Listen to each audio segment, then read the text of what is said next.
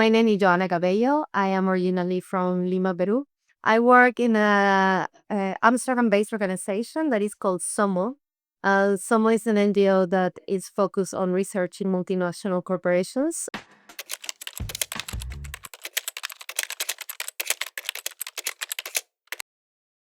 I mean, this article comes from a broader research that we have been doing for a while on this carbon offset industry. We call it an industry because the actors involved are actually playing like an industry.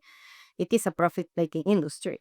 We can talk about the industry a little bit afterwards, but in the article, what we focus is on Kenya, because Kenya is one of the biggest players of this industry in the African region. What we wanted to do is to zoom in into the carbon offset projects that are based on land. So carbon offset projects can be land-based, so plantations or agriculture or forest conservation, for example, or they can be technology-based or renewable energy. So there are many different types of methodologies. We focused on land-based projects.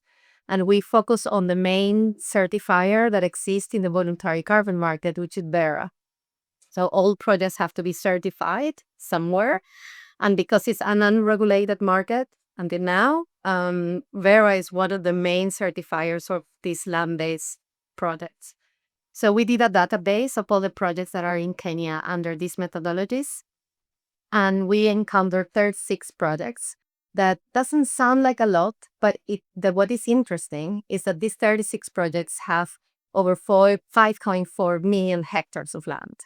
So it is quite substantive. This is almost all the arable land that exists in Kenya, which is, I mean, there are so many questions that we should be asking ourselves on how come an industry can have concessions over such an extent of land, and the land that is the most needed for the people to sustain themselves. So our questions were mainly, who is controlling this land? How much land it's under this control? Who is controlling this land? And how is coming about that these contracts are happening on such large scale, right? So the article tries to highlight these aspects. Who are the actors? Who is auditing these projects? And what are the supposed promises that are put on the project documents of these specific 36 projects? That's an interesting question. So within the industry of the carbon offsets, you have different players. Let me take a step back so that it makes it easier maybe. So you have the project developers, who are the ones that are in fact developing the project on the ground. You have the auditors and the certifiers. So the certifiers are the ones like Vera or Gold Standard. There are several ones now. And they are the ones that register the project and certify that this project actually exists and issue the credits for other sellers, for anyone to actually buy the credits, right? For the projects to be registered, the project has to be audited, right? So there is this triangle of actors, the developer, the auditors, and certifiers. Which is interesting is that these three actors have a vested interest on having the most amount of credits. The certifier gets a fee every time a credit is sold on the market. So they want to sell the most amount of credits. The audit gets hired by the certifier, right? So, and paid by the developer. So they want to be good boys. I mean, in the sense of they want to do not anything conflicting or challenging or contradicting to anyone that is hiring them. And then you have the developers that, of course, they want to sell credit. That's the commodity that they offer and they're putting out in the market. So they want the most amount of credits. So these project developers are the ones that are signing the contracts with the communities. In these contracts, they don't actually own the land. And that's what is interesting in the carbon offsets. So they can come to the communities and say, hey, there is this project. You don't have to abandon your land. You can still own it. But what you do by signing this contract, or what communities do, is they are giving the rights of the carbon that is stored in that land away to the project developer. So the project developer, in fact, controls what is happening in that land. Not the land, but what is happening there. Because the carbon is stored in the trees, in the vegetation, in the crops. So the contracts usually say how many trees you have to plant, how many crops, or which types of trees, which types of crops, what has to happen. And these contracts are between 30 and 60 years. So we're talking about, and some even 100 years. So we're talking about intergenerational situations.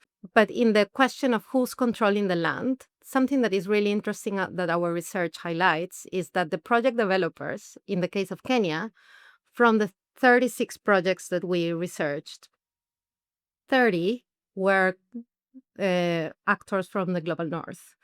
So who's controlling the land in Kenya is a valid question. Is it Kenya? Or is it the project developers that are coming from other countries with different and vested interests, evidently, to profit from the carbon that is stored in Kenyan land? So who's controlling is not anymore the communities that are living on that land. It is the project developers that come from other countries far away, that this time are not extracting anymore only the golds and the timber and all of these things, but they're extracting also the carbon, that it sounds so illogical and ethereal and we cannot touch it, but it has become a commodity, and that's what they're extracting from there. So those are the actors.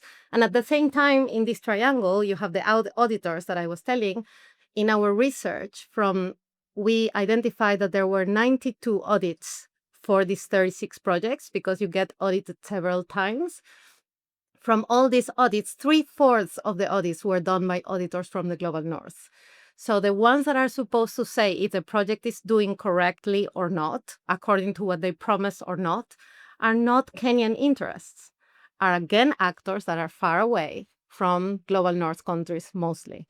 So it is interesting when we talk about who owns it and who controls it in those terms.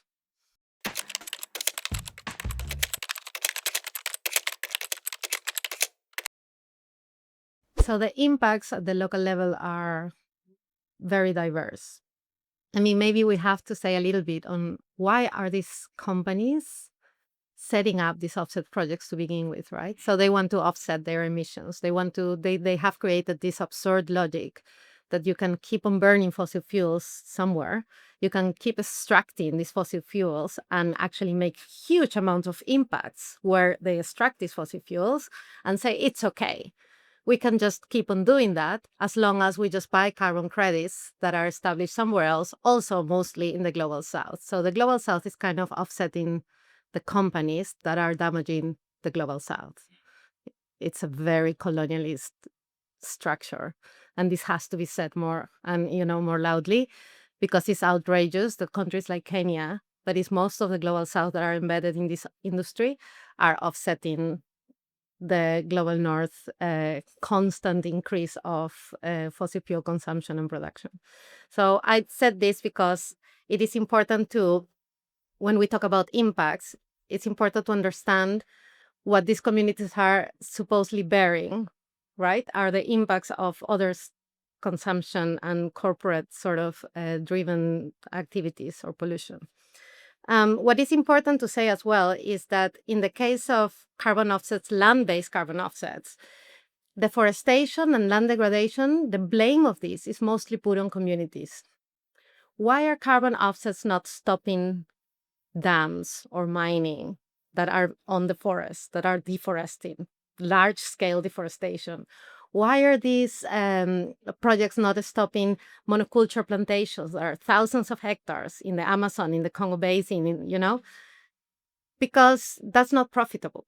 So what they are doing is they are targeting community land, but to do so, they have to blame communities that they are doing something wrong, and it's only the project and the project developer who knows better and tells community what they should do in order to change their practices, forbid them to enter certain areas, change their pastoralist traditions so that they can preserve the carbon and continue the mining and continue the plantations and continue the oil extraction. So this blaming on communities is an impact that is not so, you cannot touch it, but it's super deep because it's on the colonialist mindset. It's deepening this idea that comes from Western belief that communities are not knowing what they are doing, and someone has to come and tell them how to behave and how to, even though they are the ones, if forests are still standing, it's because communities have been living there for generations. So I wanted to put that as the first impact because I find that the most perverse and deep impact of all this industry. But of course, there are more material impacts that we see, and it is part of it is the loss of autonomy. Is another structural one, I would say, because they don't know they can't anymore decide what to do with their land. And in times of climate change, and especially for places like Kenya, what happens when there is a drought and then the crops die? Who is liable for that? Most of the times, the communities. So they are not going to receive the price, or if they receive some money at all, they would not receive it because they are not complying with the contract, which is, sustaining the crops, sustaining the trees, whatever it is. So the contracts are in that sense also very perverse, because what the communities receives is always what is left after all the costs that include the salaries of all the industry, of course, after all the cost of implementation of the project. And it depends on the price that the commodity of the carbon is sold on the market. From that, a percentage goes to the community. So, let's stop there. But other impacts that I have to say is also, for example, that the fact that there is this thing that some communities benefit a little bit. They get some money, and this usually is not for all the communities. It's only for some parts of the communities, most of the elites, or some areas of the communities, and that brings a lot of internal conflicts and have broken even autonomy of communities that have been standing for generations and that now are in conflict because some parts will benefit, some others not, and therefore some parts are for the project, others are not, and even bringing cases in Brazil to the court, which one community is fighting the other community of the same territory. So imagine the level of impacts, right?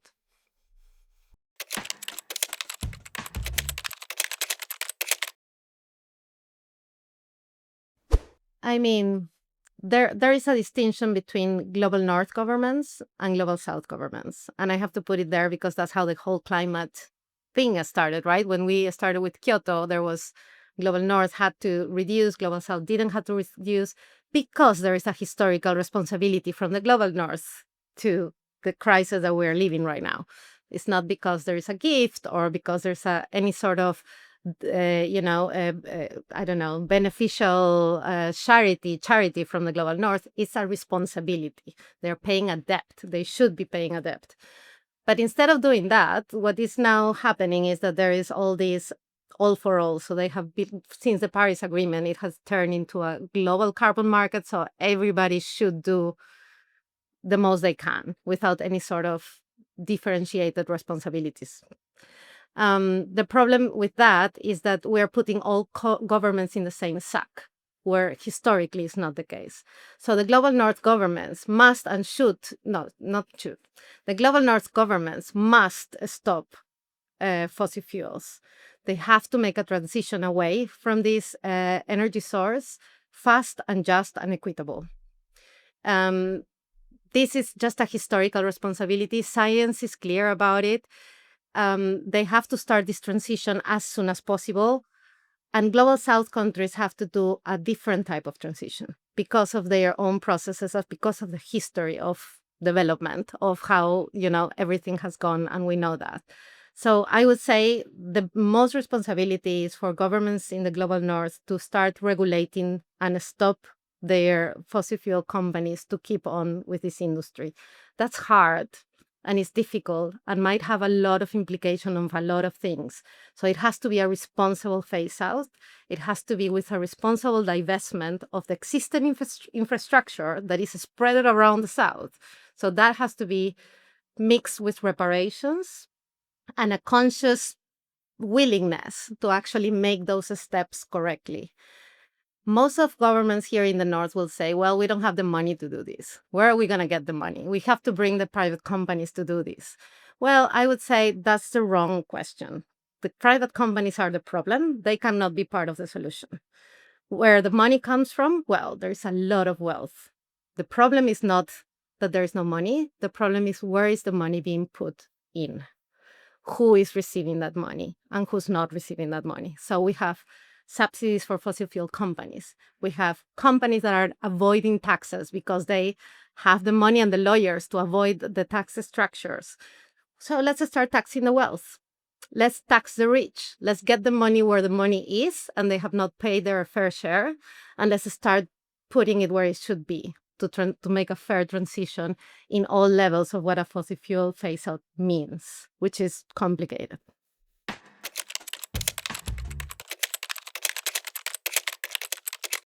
Well, we didn't include all the conversations that we had with local communities. We did carried out different conversations with small-scale farmers that are involved in carbon offset projects.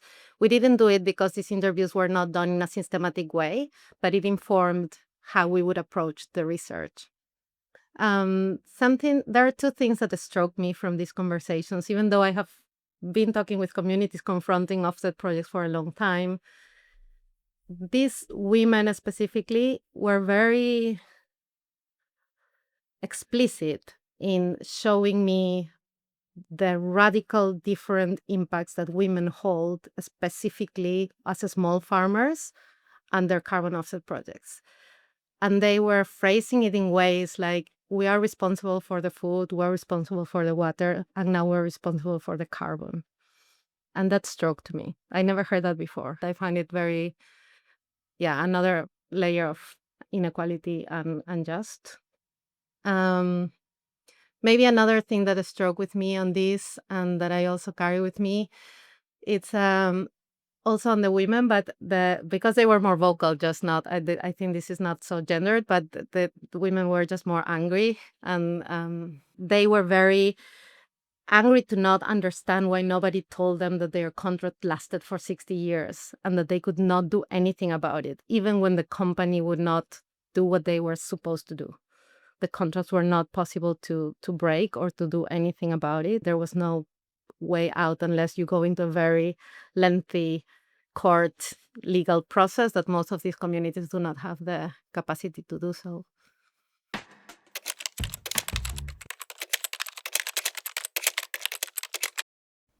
No, that's a contradiction in terms. Carbon offsets are exploitative because something I've learned with years of researching this industry is that when communities realize that their offset project, especially indigenous peoples, when they realize that their offset project is facilitating the extraction somewhere else, they feel betrayed because we're all supposed to help each other and be solidarity with each other. So when their project is helping another community to be distracted or harmed or polluted, that cannot be constructive. It's just a contradiction in terms. So the logic is destructive.